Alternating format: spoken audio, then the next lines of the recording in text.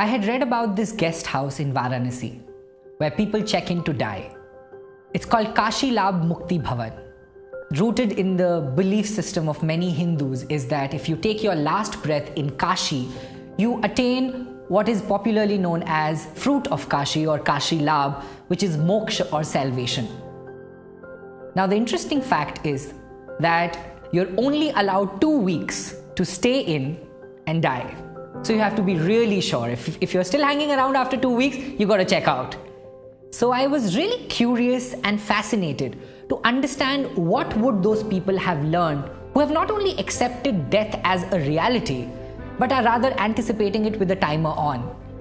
So I went to Varanasi, spent a week in the guest house and interviewed people who had checked in. Phenomenal, their life lessons were really thought-provoking.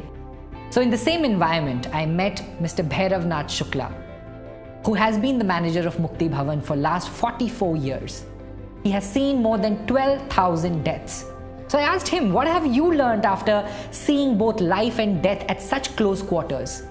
He shared with me 12 life lessons, of which I wrote a blog post, and it's read and shared by millions of people across the world and became highly popular.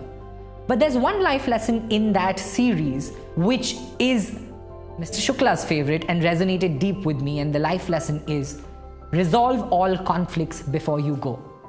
He told me a backstory to it.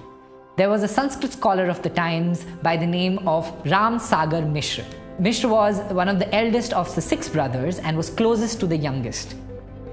One argument years ago led to this bitter communication between the brothers and led to a wall eventually partitioning the house.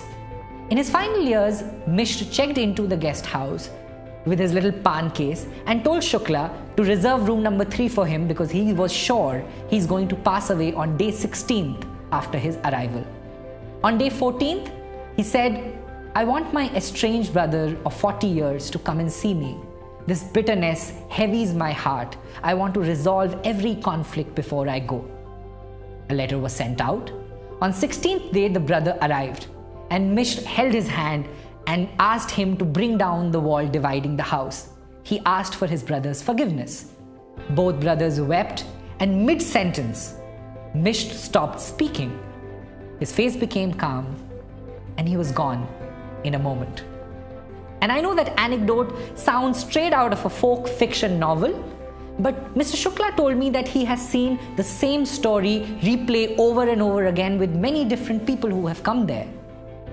He said to me, Deepak, I see so many people carrying such unnecessary baggage throughout their life, only wanting to drop it at the very end of their journey.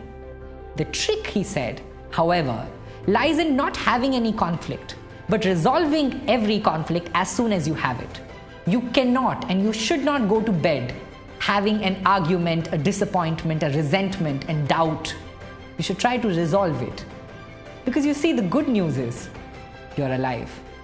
The bad news is no one knows for how long. So resolve your conflicts today. I hope this makes and fuels your day.